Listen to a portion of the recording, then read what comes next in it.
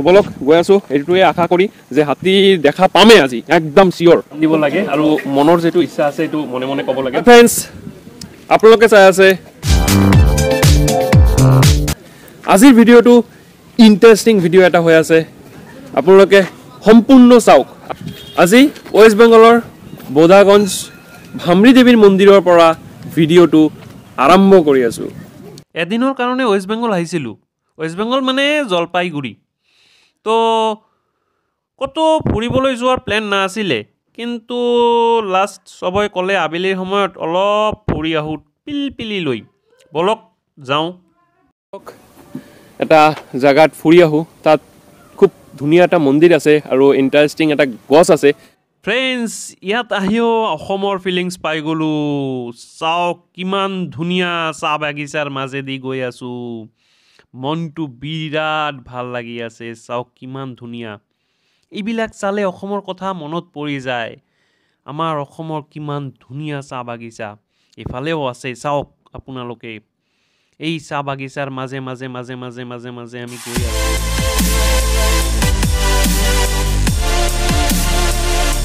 এটো হৈছে ৰায়পুৰ চাহ বাগিচা তাৰ মাজে ধুনীয়া এটা ৰাস্তাত আমি পিলপিলি লৈ গৈ আছো তো মোৰ লগত থাকক আৰু ভিডিওটো এনজয় কৰক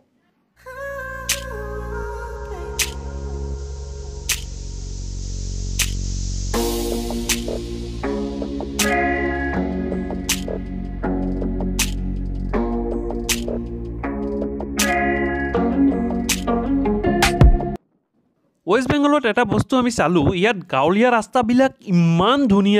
ধুনীয়া কি কম কেঁচা ৰাস্তা নাই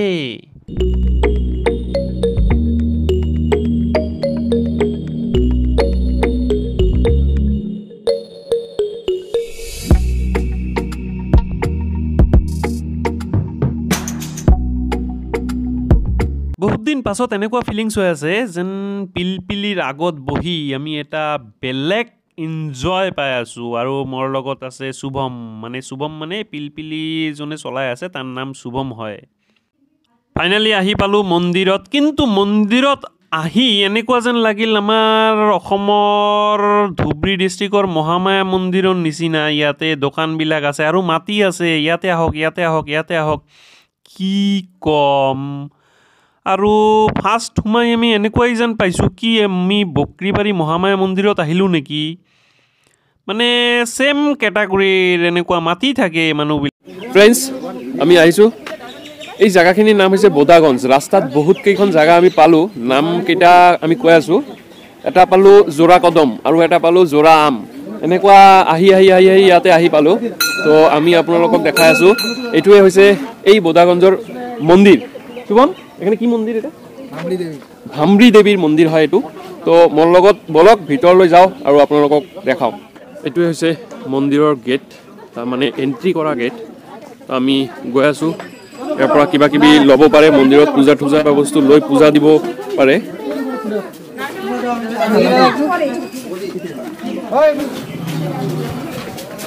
এই তাতে আছে তুতুল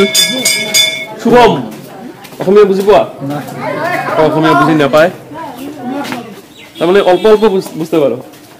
যিয়ে নহওক এই হৈছে মন্দিৰ এই মন্দিৰ চাওক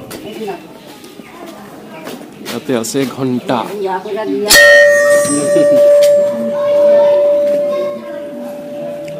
ফাৰ্ষ্ট এইফালে চাওক মেইন মন্দিৰটো হৈছে এইটো মেইন মন্দিৰ না তো মই অলপ ভিতৰত গৈ আছো গৈ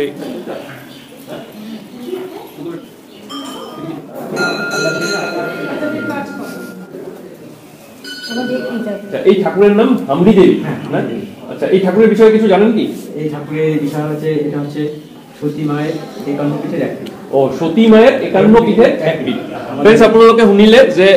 যেটো সতী দেহৰ যেটো 51 পীঠ আছিল তেওঁৰ এটা স্থান এই ভামৰি দেৱীৰ মন্দিৰ এটো হয় এটা বস্তু দেখা আছো ইয়াতে আমি কলো যে সতী দেহৰ 51 পীঠৰ এটা পীঠ এটো হয় তাৰ জলজন্ত প্ৰমাণ আমি আপোনালোকক দেখাই আছো ইয়াতে মাই গড সতী মাৰ এটা ভৰি এই চাওক এটোৱে ইয়াৰ মেইন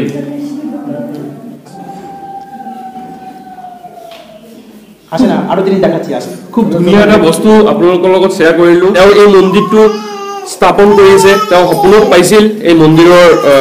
জাগাখিনি আমি তেওঁৰ লগত এতিয়া কথা পাতিম জঙ্গলে আমি 12 বছর তপস্যা করছিলাম আচ্ছা এই জঙ্গলের নাম কি বৈকুণ্ঠপুর জঙ্গল ওখানে মায়ের পা পাইছি এটা বছরে কবে হয় কোন এখানটা পূজা হচ্ছে মাঘী পূর্ণিমায় আচ্ছা 5 দিন ধরে মায়ের পূজা হয় হ্যাঁ 5 দিন ধরে ভোগ হয় আচ্ছা 5 দিন ধরে বস্ত্র বিতরণ হয় তবে এখানে আমার অনেক সমস্যা আছে কি সমস্যা আমি পশ্চিমবঙ্গ সরকারকে বলি আমি প্রধানমন্ত্রীকে বলি যে আমাকে এখানে ট্রাস্টি বোর্ডটা দেওয়া হোক আচ্ছা এই এখন যদি ট্রাস্টি বোর্ড হয় তাহলে আমার এখানে 9-6 হবে না আচ্ছা আমার ঘর দরজা হচ্ছে দাখিতে হচ্ছে আমি এখানে ভিক্ষা করে করছি আচ্ছা আচ্ছা আচ্ছা এখন এই মন্দিরগুলো কারা করে দিয়েছে এই মন্দিরগুলো কারা করেছে এখানে ভিক্ষা করে করছি আচ্ছা আচ্ছা ভিক্ষা করে না আমি করছি আমি এই মন্দিরে কোনো ট্রাস্টি বোর্ড নেই এখনো না এখন আমার ট্রাস্টি বোর্ড নাই এখন ইমার্জেন্সি আমাকে এদেরকে ট্রাস্টি করে দেওয়া হয় যেরকম কামাখ্যাতে হইতে যেরকম কালীঘাটে হইতে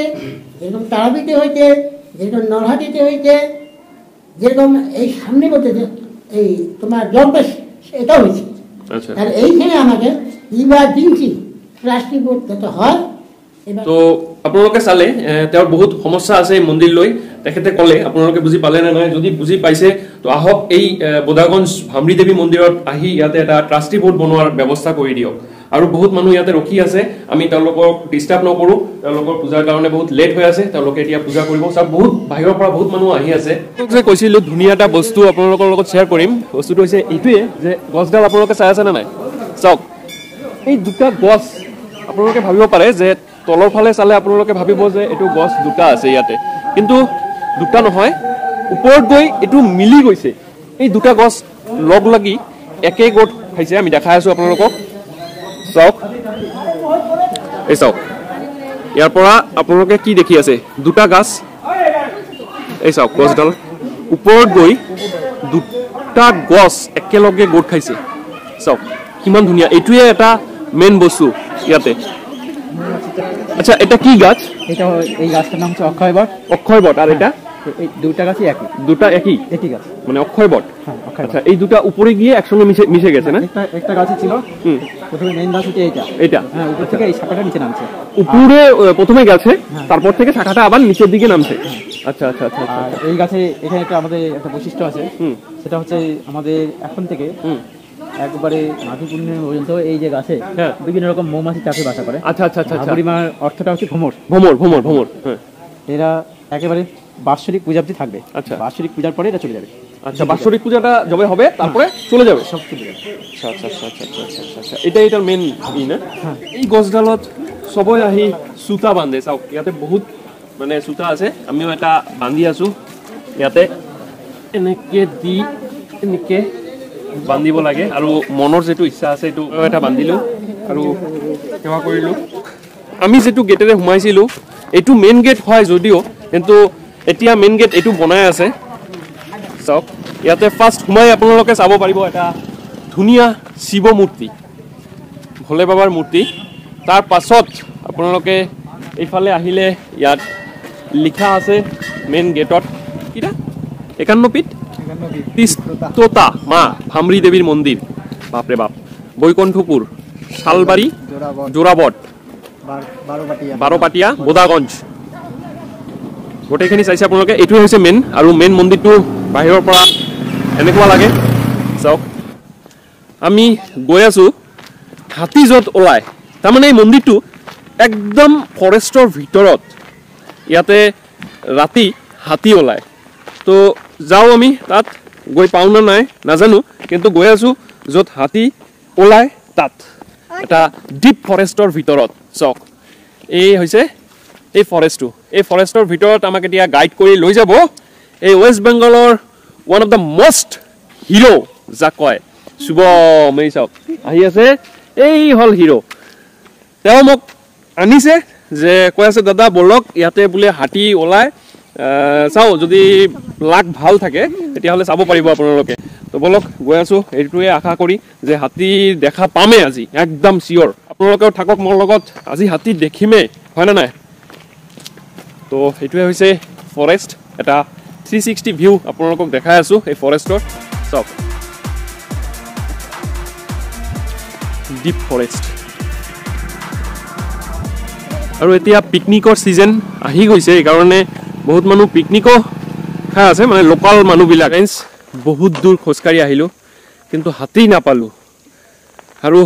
ভাগৰ লাগিছে। এতিয়া হাতী খুজি লাভ নাই, আমি আকৌ ঘূৰি তাত যাওঁ মন্দিৰত। তাত ধুনীয়া বহাৰ ঠাই আছে, তাত অলপ বহোঁ, ৰিলেক্স কৰোঁ। তো বলক আকৌ ৰিটাৰ্ণ বেক টু মন্দিৰ, হয়নে নাই? তো বলক যাওঁ। ফ্ৰেণ্ডছ, আজিৰ এই ব্লগটো আপোনালোকৰ কেনেকুৱা লাগিলে কমেণ্ট কৰি জনাব। মোৰ লগত আছে মোৰ মিছেছ আৰু শাশুড়ী, দুয়োজনে শাশুড়ী হয়, এজন খুট্টৰ শাশুড়ী, এজন নিজৰ শাশুড়ী। তো পৰিচয় কৰাই দিলোঁ আপোনালোকক। তেওঁলোক কেমেৰাৰ ওচৰত আহিব খোজা নাই ইমান টাইম লৈ, আহিলে কিন্তু এটা কথা গুৰুং দা, আপোনাক এইটো কৈ আছোঁ, আপুনি যে আৰণাইখন দিছিলে মোৰ এই শাশুড়ীয়ে বিৰাট ভাল পাইছে। তো আপোনাৰ ওচৰত ৰিকুৱেষ্ট, আপুনি মোক সোনকালে এনেকুৱা আৰণাই আৰু 2-3খনমান পঠাই দিয়ক। তো আপুনি এইটো পাৰিব জানো, সেইকাৰণে কৈ আছোঁ। আজিৰ এই ভিডিঅ' ৰাস্তাৰ পৰা ষ্টাৰ্ট কৰিছিলোঁ আৰু ৰাস্তাতে শেষ কৰিলোঁ। যদি ভিডিঅ'টো ভাল পায় তেতিয়াহ'লে লাইক কৰক, কমেণ্ট কৰক, শ্বেয়াৰ কৰক আৰু চেনেলটো ছাবস্ক্ৰাইব কৰিবলৈ নাপাহৰিব। টুটুল এদিকে, বাই বাই।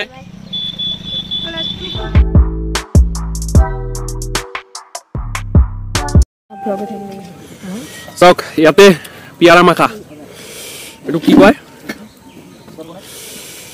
পিয়াৰা, এইবিলাক খাই আছে।